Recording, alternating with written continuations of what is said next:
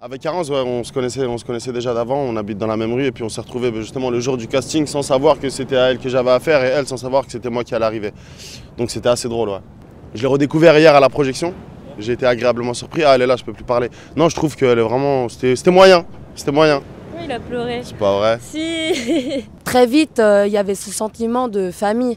Je crois Julia, elle a vraiment un talent de réunir aussi. Et on s'est très vite sentis réunis, tous les trois aussi. Je t'ai rencontré tout de suite, tu vois, on s'est fait des blagues, on a parlé, c'était marrant. C'était une chimie qui fonctionnait, voilà. Et elle, c'est ta sœur? Mais j'appelle mes parents si tu me crois pas. T'es sérieuse là? C'est pas la mer à boire, franchement tout le monde y passe. Bah t'as qu'à manger le tien alors. Le mien je l'ai déjà mangé l'année dernière, sinon je serais pas là. J'étais agréablement surpris par le résultat. J'avais vu déjà quelques séquences en post-prod et j'avais trouvé ça vraiment super bien déjà. Enfin, j'avais trouvé les séquences vraiment, je m'attendais à quelque chose de vraiment super bien et généralement, dès que tu t'attends à quelque chose de bien, t'es un petit peu déçu. Et là, pas du tout. Le moment avec le doigt, quand elle commence à manger le doigt, genre ça c'est une de mes scènes qui m'a... Elle m'a juste vachement touchée. Elle m'a tellement... Je peux pas te dire, mais j'ai presque commencé à pleurer en fait. Avec la musique qui arrive et tout, elle mange le doigt, mais d'une manière... ça raconte tellement de trucs. Ça, je crois, c'est vraiment... Parce que là, l'histoire, elle change aussi. Je crois que ça, c'est un de mes moments préférés du film. Et aussi le début, là, quand ils sont comme des animaux, c'est ça, en français. Là, ils grimpent. Oh, je trouvais ça trop beau. Toutes les séquences slow-mo qui sont très animaliques, ou comment on dit ça? Animal. Je suis pas française en fait. Le rôle de Rabat, mais putain, mais heureusement qu'il est là, Rabat, quoi. Pour ma part, je vends un 206 break. Non, c'est vrai, enfin, c'est...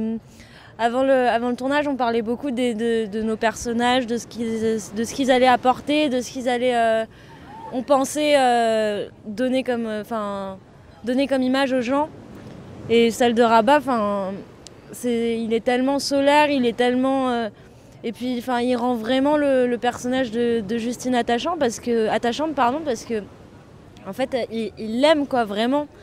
Et il est tellement gentil. Adrien ne peut pas ne pas l'aimer, quoi. Dans le film, il est drôle, il fait rire, il donne toutes les bouffées d'air au film. T'es déjà debout? C'est l'heure du petit-déj. T'es parti pour nous faire un méchoui? Un des messages du film, c'est qu'il faut arrêter de mettre les choses dans des cases et qu'on on tombe pas amoureux de personne, mais je recommence, ça dégage.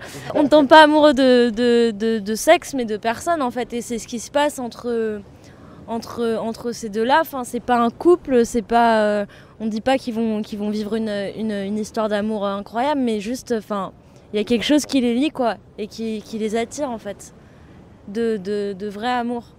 Ce que moi je trouve vachement touchant dans la relation entre les deux aussi, c'est qu'on a l'impression qu'ils viennent de deux milieux complètement différents.